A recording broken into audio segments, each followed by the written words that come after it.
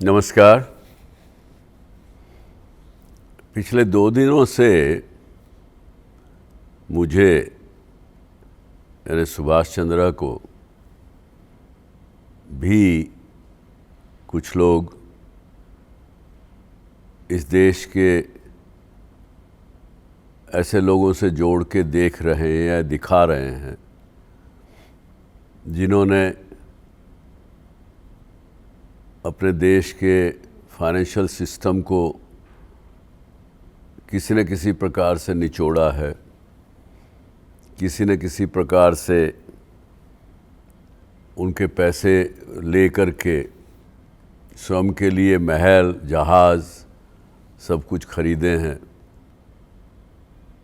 लेकिन मुझे पता है और मुझे विश्वास है जो प्यार, जो शुभेच्छा आप सब लोगों ने मुझे दी हैं, उसके कारण से हमारे ग्रुप ने जो मुसीबत हम पर 24 जनवरी 2019 को आई, एसेट और लायबिलिटी मिसमैच होने के कारण, और उस दिन मैंने अपने मन से मेरे लोगों के कहने के बावजूद भी मैंने एक ओपन लेटर सब आप लोगों को लिखा, देश के सिस्टम को लिखा, बैंकिंग सिस्टम को भी लिखा, और उसमें कहा मैंने कि मैंने कुछ गलतियां की हैं। शायद मैं पहला ही व्यक्ति था जिसने अपनी गलतियां मानी, मुझे नहीं लगता, और शायद आखिरी अब तक के इतिहास में मैं ही अकेला व्यक्ति हूं जिसने अपनी गलतियां मानी हैं। दूसरा कोई कॉरपोरेट वाला व्यक्ति ने, मैंने तो नहीं देखा कि किसी ने गलती मानी हो।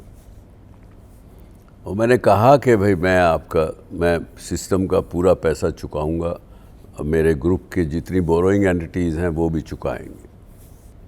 और वो किया हम लोगों ने, वो मैंने सभी बोरोइंग एंटिटीज़ को फोर्स करके करवाया। फैमिली के भी एसेट्स बेचे, अपने एसेट्स बेचे, कंपनी जी बेच दी थी लगभग, कुछ हमने रखा नहीं, अपने घर तक को गिरवी किया, लेकिन सबका पैसा चुकाया। बहुत से लोगों को ये अच्छा नहीं लग रहा, क्योंकि एक उदाहरण बन जाएगा कि एसएल ग्रुप ने, सुभाष चंद्रा और उसकी फैमिली ने सब कुछ सबका चुकाया, अपना बेच के भी चुकाया। उन लोगों को अच्छा नहीं लग रहा जिन्होंने नहीं चुकाया। तो तब से ही ये बातें चली आ रही हैं, और ये केवल अभी जो एनसीएलटी में हुआ उसके बारे में मैं अभी बताऊंगा आपको 1 मिनट में। तो सच्चाई सही से नहीं बता रहे हैं आप लोगों को। हमने कल एक प्रेस रिलीज़ इशू किया, उसमें कुछ तथ्य सामने रखे हैं, लेकिन मैं सोचता था कि आपसे सीधी बात भी मैं करूं, आपको सीधा बताऊं, जिससे कि आप सबका जो प्रेम मेरे प्रति है वो बना रहे। और मुझे विश्वास है, मुझे कोई परेशानी नहीं है कि मेरी जो रेपुटेशन है उसको जो लोग बिगाड़ना चाहते हैं वो इतनी आसानी से बिगड़ेगी। क्योंकि सच्चाई दोस्तों अल्टीमेटली स्टैंड करती है। भले ही आज के युग में, कलयुग में, दुनिया धन के पीछे, धन के बीच में, धन की एक ढेर में सच्चाई को दबा देते हैं, प्रयास करते हैं कि अल्टीमेटली वो सच्चाई छुप नहीं सकती। आखिरकार तो मनुष्य को अपना चेहरा खुद सवेरे शीशे में देखना होता है। मुझे पता होता है कि मैंने क्या गलत किया और क्या सही किया। तो उस दिन लगभग 45,000 करोड़ का देनदारी हमारे पूरे ग्रुप पर थी। उसमें से 43,000 करोड़ लगभग हमने चुकाया है। बाकी जो 2,000 करोड़ कहीं कंपनियों की जिनके एसेट लायबिलिटीज़ में गड़बड़ थी और थी, उस वजह से वो रुका है। ये जो विषय एनसीएलटी में हुआ तो वो केवल और केवल मैंने पर्सनल गारंटीज़ कुछ लेंडर्स को साइन करके दी थी और मुझे नहीं पता क्यों, पर कुछ लेंडर्स के पूरे पैसे भी चुका दिए गए थे, लेकिन उन्होंने भी एनसीएलटी में अपने क्लेम दाखिल किए। किसी कारण से किए होंगे, होने नहीं चाहिए थे। बहुत से केसेस ऐसे हैं, ये जो टोटल क्लेम जो 22,000 करोड़ रुपया लोग बोलते हैं, केवल 3,900 करोड़ के लगभग था। और जब हमारे ग्रुप की टोटल देनदारी 45,000 की है, 42,000 उसमें से दे दिया गया, 43,000, 2,000 बचा, तो बाकी 3,900 कहाँ से आ गया? चलो खैर, जो भी है वो आया भी। इसमें से करीब 2,000 करोड़ ऐसे लोगों के हैं जिन्होंने कभी पर्सनल गारंटी इन्वोक भी नहीं की, उन्होंने भी क्लेम दाखिल किया। जो रेजोल्यूशन प्रोफेशनल कोर्ट ने लगाए थे, उन्होंने सबका क्लेम स्वीकार कर लिया। और दोस्तों, उसमें से भी 620 करोड़ का क्लेम हमने सेटल किया है। जो बोरोइंग एंटिटीज़ हैं उन्होंने कुछ 1100 करोड़ के लगभग अभी भी ऑफर लैंडर्स के पास पड़ी हुई हैं। तो हमारे ग्रुप की एंटिटीज़ सब लोग कमिटेड हैं हर एक का एक एक पैसा चुकाने में। मेरा ये मानना है और यही बुज़ुर्गों ने सिखाया है कि जिसका देना है उसको दिया जाए। हमने बहुत से पैसे लेने भी हैं, कई जगह पे फंसे हुए हैं। इंफ्रास्ट्रक्चर के पैसे स्टेट गवर्नमेंट से पड़े हुए हैं लेने के लिए, उसके पीछे लगे हैं हम। कुछ एक दो प्रॉपर्टी और हैं जो बेची जानी है। उस वजह से ही आज जी वापस हमने 20% के लिए एक फैमिली ने अपने पैसे इकट्ठे करके लिया है। जहाँ तक मेरा निजी प्रश्न है, ये भी एक लांछन लगाया गया कि मेरे पास बहुत ज़्यादा वेल्थ थी जब हमने लोन लिया, लेकिन बाद में हमने कुल 31 करोड़ रुपए की दिखाई। अब ये भी एक मिथ है जो किसी ने चला के रखा है।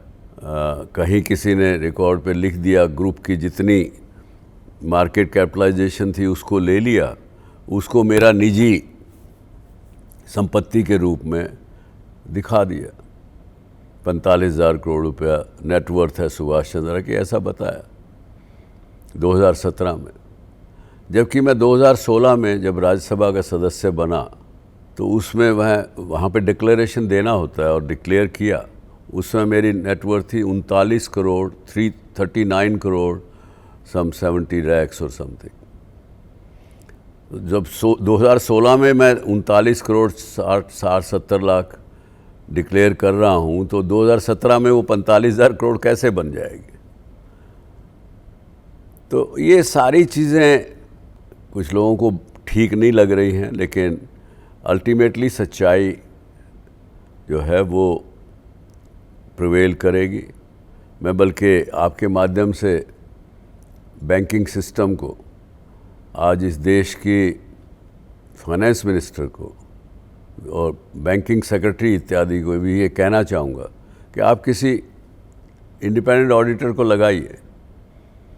उनको इतना ही सवाल पूछिए कि भाई इस ग्रुप का जब इन्होंने पहली बार फाइनेंशियल मार्केट में डिफ़ॉल्ट किया, उस समय कितना इनकी बोरोइंग थी और कितना इन्होंने अब तक पे किया।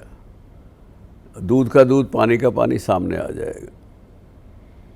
आज मैं आपसे ठीक हंस के साधारण रूप से बात कर रहा हूँ, एक ऐसे व्यक्ति की तरह से बात नहीं कर रहा जिसका सब कुछ चला गया हो। जो आखिरी 6.5 करोड़ रुपया बचा है मेरे पास, वो भी अब इस प्लान के अनुसार पे करना पड़ेगा।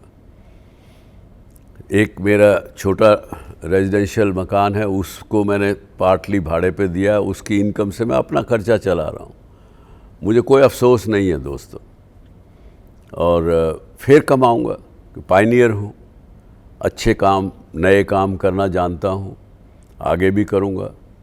अभी तो फ़िलहाल तो एक मैंने स्विट्ज़रलैंड में मेरे मित्र हैं जो इन्वेस्टमेंट का काम करते हैं, उनके यहाँ सर्विस करने का मैंने एक प्लान किया है। डिटेल में दूंगा आपको आने वाले 1-2 हफ्ते में। उनकी इन्वेस्टमेंट भारत में और कहीं पे भी कुछ भी होगी तो वो देखूंगा, जिससे कि अपने आप को दोबारा इस्टेब्लिश कर सकूं।